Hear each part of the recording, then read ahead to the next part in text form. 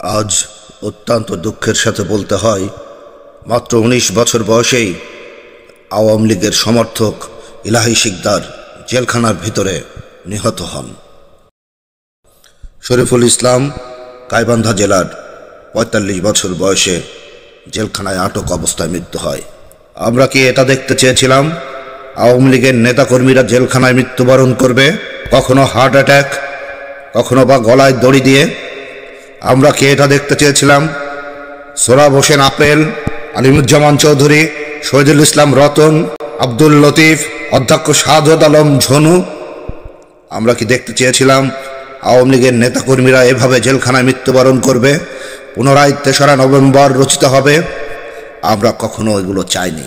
কিন্তু এই ফ্যাসিবাদ, এই খুনি, এই দখলদার সরকার হজরত আলী, আব্দুল মতিন মিঠু, আতাউর রহমান আঙুর, নিত্য সরকার, শেখ জহিরুল ইসলাম, মমিনুর ইসলাম, আখতার শিকদার সহ আরও যারা রয়েছেন, তাদের মধ্যে উল্লেখযোগ্য সাভার পৌর আওয়ামী লীগের বন ও পরিবেশ বিষয়ক সম্পাদক আব্দুর রাজ্জাক, সিদ্দিক হোসেন মোল্লা, জাহিদুল ইসলাম শিপু, এমদাদুল হক ভুট্টো, সুজিত চন্দ্র দে, রিয়াজুল ইসলাম রাইজুল, ফরহাদ হোসেন সজীব, ইমাম হোসেন বাচ্চু, মোহাম্মদ আজগর আলী, সাইদুর রহমান সুজন। কি অন্যায় করেছিল তারা? তাদেরকে জেলখানার ভেতর থেকে লাশ হয়ে বেরিয়ে আসতে হলো। আমরা কি আমাদের জাতীয় নেতাদের নিরাপত্তা চাইতে পারি না?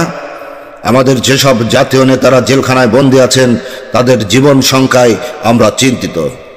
ভাইরা আমার, আমরা কি দাবি তুলতে পারি না জেলখানায় যেসব আসামিকে রাজবন্দী করে রাখা হয়েছে, তাদের নিরাপত্তার জন্য সেনাবাহিনীকে মোতায়েন করতে?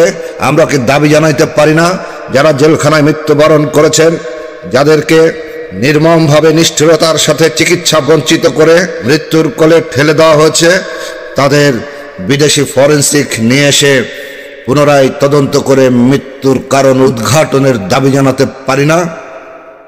ভাইরা আমার ছাত্রলীগ, যুবলীগ, স্বেচ্ছাসেবক লীগের যেসব নেতাকর্মীরা জেলখানায় আটক আছেন, তাদের জীবন নিয়ে আমরা শঙ্কিত। তাই আজ অত্যন্ত দুঃখের সাথে যারা জেলখানায় মৃত্যুবরণ করেছেন তাদেরকে স্মরণ করছি, তাদের রুহের মাগফিরাত কামনা করছি এবং একই সাথে আপনাদের কাছে দাবি জানিয়ে গেলাম মৃত্যুর কারণ উদ্ঘাটন করতে বিদেশি ফরেনসিক বিশেষজ্ঞদেরকে এদেশে নিয়ে আসা হোক এবং জেলখানায় যেসব রাজবন্দীরা আছেন তাদের নিরাপত্তার স্বার্থে বাংলাদেশ সেনাবাহিনীকে নিয়োগ দেওয়া হোক। একই সাথে উন্নত চিকিৎসার ব্যবস্থা করা হোক। ভাইরা আমার ছাত্রলীগ, যুবলীগের এবং অঙ্গ সংগঠনের যেসব নেতাকর্মী এখন জেলখানায় রয়েছেন, যারা চিকিৎসা থেকে বঞ্চিত হচ্ছেন, যারা খাদ্য থেকে বঞ্চিত হচ্ছেন, যারা অসুস্থ, যাদেরকে প্রতিদিন ওষুধ খেতে হয়, তাদেরকে নিয়মিত ওষুধ দেওয়া হচ্ছে না, আমরা সেই সব অনিয়মের বিরুদ্ধে প্রতিবাদ জানাচ্ছি। আমরা চাই প্রতিটি রাজবন্দীকে সঠিক চিকিৎসা প্রদান করা হোক। আমরা চাই না ৩রা নভেম্বরের মতো আর কোনো জেল হত্যা বাংলাদেশে সংগঠিত হোক। প্রয়োজনে বিশ্ববাসীর কাছে আহ্বান জানাবো, আপনারা এ বিষয়ে সোচ্চার হন। প্রয়োজনে বিদেশি সংগঠনগুলোর কাছে আহ্বান জানাবো, আপনারা আসুন, আপনারা দেখুন কিভাবে জেলখানায় আমাদের রাজবন্দীদেরকে রাখা হয়েছে এবং দিনের পর দিন এক একজনের লাশ বাইরে আসছে। আমরা এসবের সঠিক তদন্ত চাই। ভাইরা আপনারা দাবি তুলুন, আপনারা এগিয়ে আসুন, অন্যথায় আরও একটি ৩রা নভেম্বর দেখার জন্য প্রস্তুত থাকুন। সবাইকে আমার সংগ্রামী শুভেচ্ছা। জয় বাংলা, জয় বঙ্গবন্ধু, বাংলাদেশ চিরজীবী হোক।